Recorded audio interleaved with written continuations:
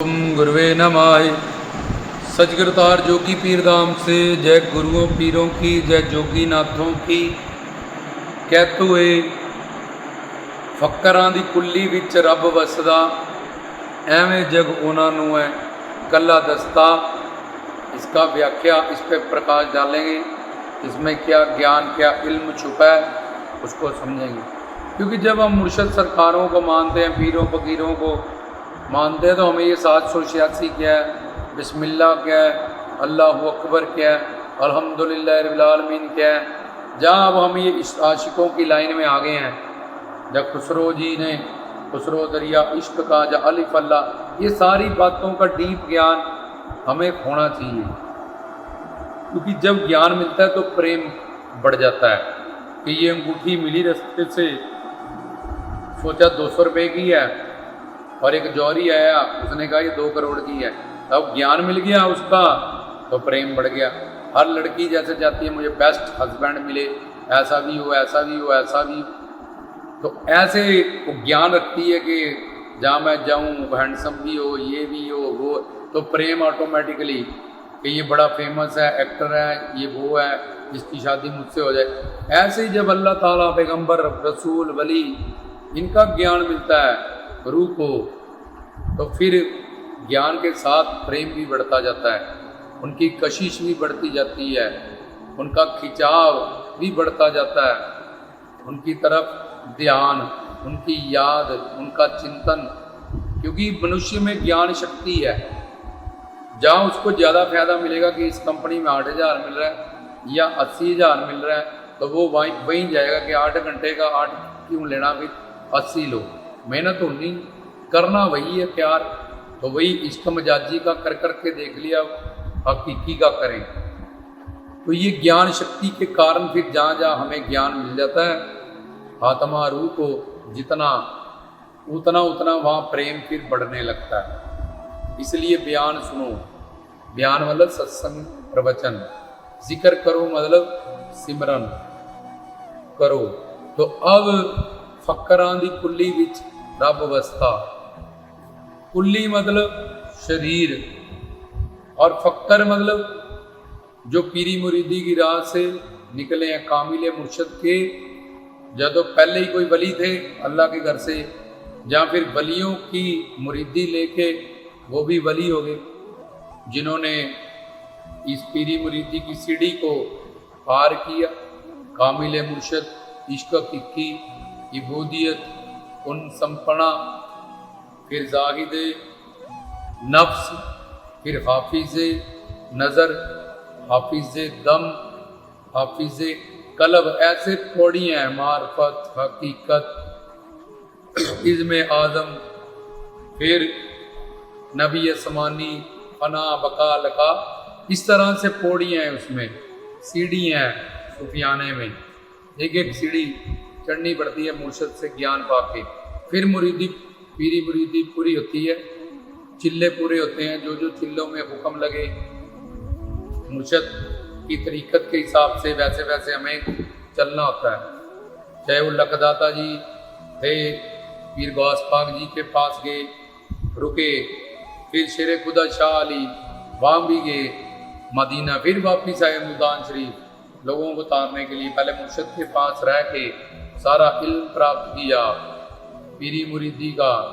फिर जब खलीफा बने, थापड़ा मिला, तो फिर गए, मुर्शद ने ड्यूटी लगाई कि अब जाओ तुम भी लोगों को तारो, हम यहाँ देखेंगे बगदाद शरीफ में, तुम मुल्तान जाओ, ख्वाजा जी तुम हिंदवली हो गए हो, तुम वहाँ जाओ।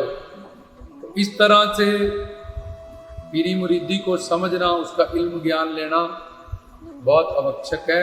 और उसके लिए तुम्हें तत्व ज्ञान आना चाहिए पहले, सब तुम सारी बातें समझ पाओगे। क्योंकि जब तक तत्व ज्ञान नहीं है, मूल ज्ञान नहीं है, ऊपर ऊपर से शायरी पढ़ लोगे, किताबें पढ़ लोगे, उनका इतिहास पता चल जाएगा। उनकी माँ का ये नाम था, फरीद की, कबीर की माँ का ये नाम था, लखदाता जी, इससे तुम्हें कोई ज्ञान नहीं मिलने वाला। तो हमने तो रूहानी इल्म तक पहुँचना है। तो फक्करां दी कुल्ली विच रब वसदा। फक्कर कह लो, सूफी संत कह लो, ब्रह्म ज्ञानी कह लो, वली कह लो, या प्रॉपर फक्कर, फना, कजा, रजा, जो हमेशा उसकी रजा में राजी हैं।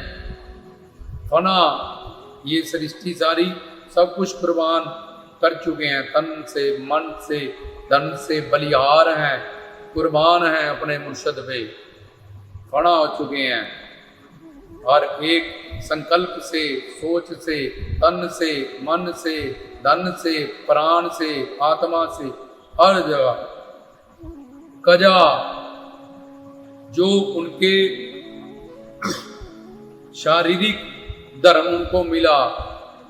अगर उन बलियों ने शादी की, बच्चे किए, तो उनमें रह के वो कैसे कर्मयोगी रह के उन्होंने किस तरह से अपनी वो जिम्मेवारियों को भी निभाया और धर्म का भी इतना बड़ा प्रचार कर लिया। और कजा बोले मेरे पर्दे कज लिए, मेरे ऐब गुनाह ना देखते हुए मुझे तार दिया। मुझे बड़े से बड़े पापी को, काफर को भी वो रूहानी रास्ते से, इल्म से मोमीन कर देते हैं, सही ट्रैक पे ले आते हैं। चाहे कोई औरत है, चाहे कोई नर है, चाहे कोई नारी है। और दूसरा, उनको जो भी जिम्मेवारी दी जाती है धर्म की, चाहे गृहस्थ जीवन का वो एग्जाम्पल सेट करने के लिए, तो वो सब कुछ उसमें माहिर होते हैं, एक नंबर होते हैं। तो वो वैसे वैसे फना, कजा और रजाते, तीन विशेष गुण उनमें होते हैं जो साधना के बाद एक ये जो सीढ़ी तुम्हें बताएगी उनमें आते हैं। जो सीखते हैं, उस पर मेहनत करते हैं, उसको ज़िंदगी में अमल करते हैं और अपनी जिम्मेवारियां कि संगत का कल्याण कैसे होगा, कैसा दाम बनाया जाए जिसमें एकता का प्रचार हो, जिसमें सबको ज्ञान मिले, जिसमें सही ज्ञान, पक्का ज्ञान, क्या अवस्थाएं दी जाएं संगत को, आशिकों को, किस तरह से ये सारी चीज़ें कजा में आ जाती हैं। तो फिर भी तुम ब्रह्म ज्ञानी, संत, मुर्शद कुछ भी यहाँ फक्कर लगा रहो। फक्करां दी कुल्ली विच, कुल्ली मतलब शरीर, रब अवस्था। अब कई लोग सोचते कुल्ली मतलब कि टेंट तंबू लगा लिया तो इसमें रब बस रहा है क्योंकि भोले वाले हैं बेचारे, एक सही मुर्शद उनको नहीं मिला। पर कुल्ली इसलिए लिखा गया कि हम देखते हैं कई हमारे भाईजान, कह लो सब एक है, अमीर गरीब कोई नहीं है, कोई जात पात वर्ण नहीं है। तो वो बिहार से आते हैं लोग, यूपी, तो यहाँ कुछ देर के लिए पक्के मकान नहीं बनाते, कुल्ली बनाते हैं। जो पक्का मकान उनका वहाँ पे है, यहाँ कमाई करते हैं, वहाँ घर बनाते हैं।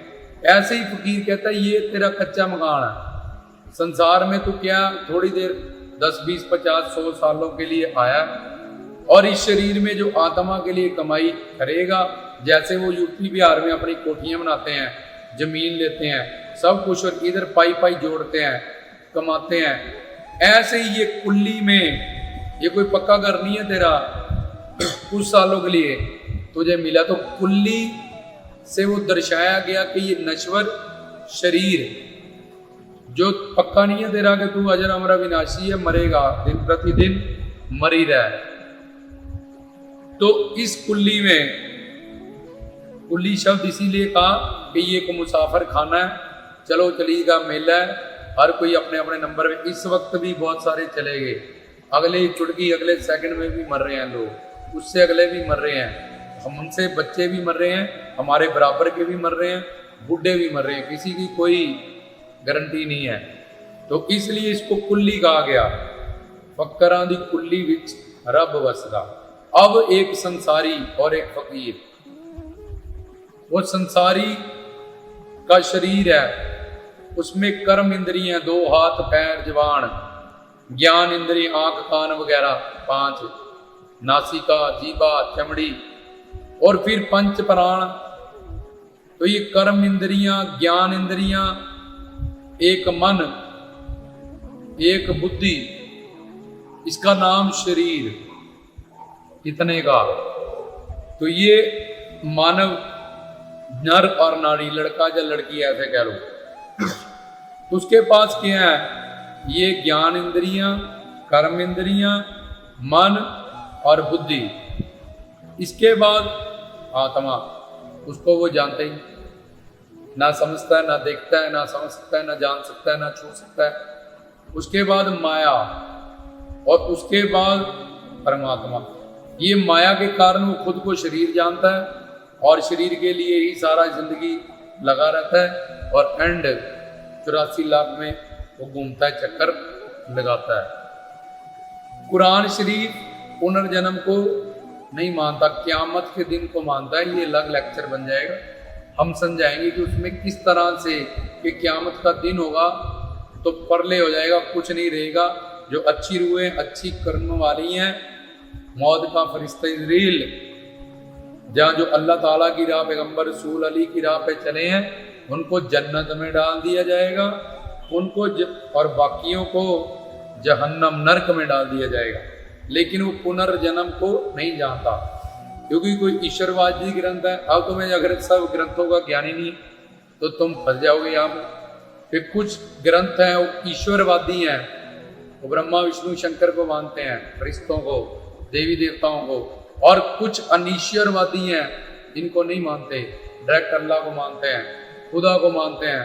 वो है गुरु की जरूरत नहीं है, सीधा डायरेक्ट मस्जिद में जाओ, नमाज अदा करो। तो ये अलग बातें हैं बड़ी बड़ी, जैसे हम कहते हैं कि सब ग्रंथों का ज्ञान है, तब तुम संगत को समझा सकते हो डीप तक, एंड तक। अगर नहीं तो ऊपर ऊपर से बोल दोगे किताबी ज्ञान, सुन लेगा, कान से निकल जाएगा, उसको समझ में नहीं आएगी। पर अगर पुनर्जन्म ना माने तभी तो वलियों के तरीकत मार्फत हकीकत में चलते हैं, शरह में नहीं चलते हैं। पर फिर एक सवाल बनता है ये यहाँ पे कि अगर तुम पुनर्जन्म नहीं मानते हो, शरह में बंधने वाले लोग, तो ये बताओ कि अल्लाह तो रहमान रहीम करीम है। हमसे किसी ने ये सवाल पूछा, इसलिए हम चलो इसमें बता देते हैं। तो हमने उनको कहा कि कुरान शरीफ नहीं मानता कि पुनर्जन्म होता, 84 लाख योनियां होती हैं, और तुम मानते हो। सनातनी लोग या सिक्खी लोग, इसमें भी माना जाता है। तो ये बात क़यामत का दिन होता है, आधे जन्नत चले जाते हैं, आज जहन्नम। तो हमने उनको कहा कि फिर ये बताओ कि अल्लाह तो रहमान रहीम करीम है, दयालु कृपालु, तो फिर अल्लाह ने किसी को कुत्ता, किसी को बंदर, किसी को बिल्ला, किसी को मनुष्य क्यों बनाया? जब पुनर्जन्म नहीं होता फिर ये क्यों ले गया? उथे अमला दे, उथे किथे, उथे अमला दे होने ने नवेड़े, किसे ना तेरी जात। तो क़यामत का दिन ही तो उथे कौन सा?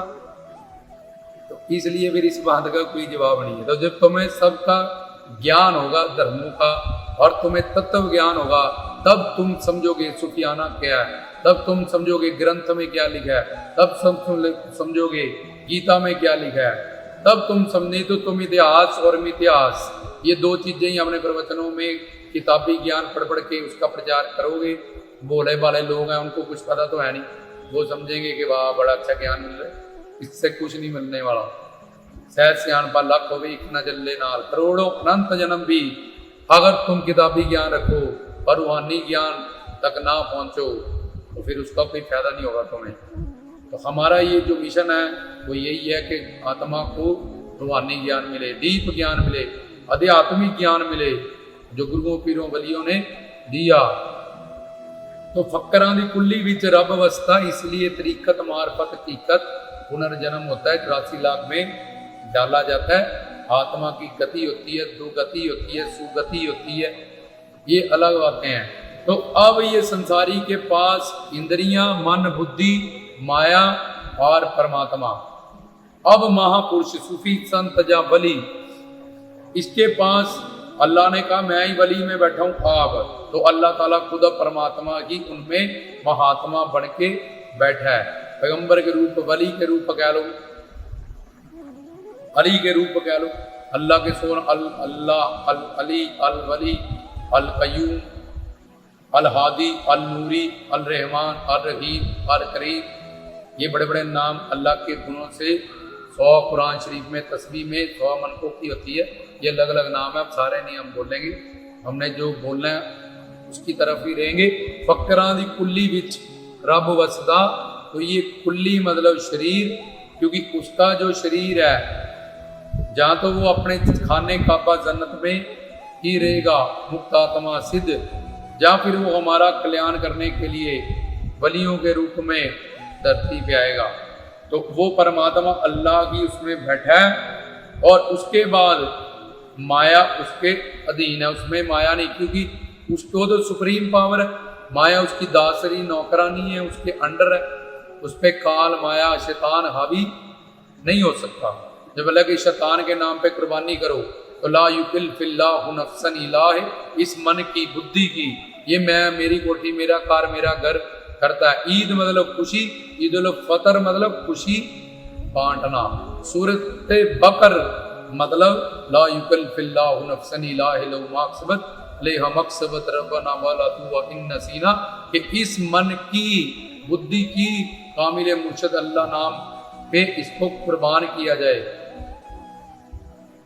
तो क्योंकि जब तक ये मन बुद्धि है तब तक हमें भड़काती रहेगी और कामिल मुर्शद के शरणागत नहीं होने देगी। इबूदियत कि उसकी गुलामी करनी, उसकी दास्ता करनी, उसके गुलाम बनना है, उसके घुंघरू पहनने हैं, श्रृंगार बाब क्या है ये बाद में बताएंगे। लोग क्यों चूड़ियाँ पहनते हैं, घुंघरू पहनते हैं, सिंदूर लगा लेते हैं, ये कैसा क्या हो जाता है उनमें?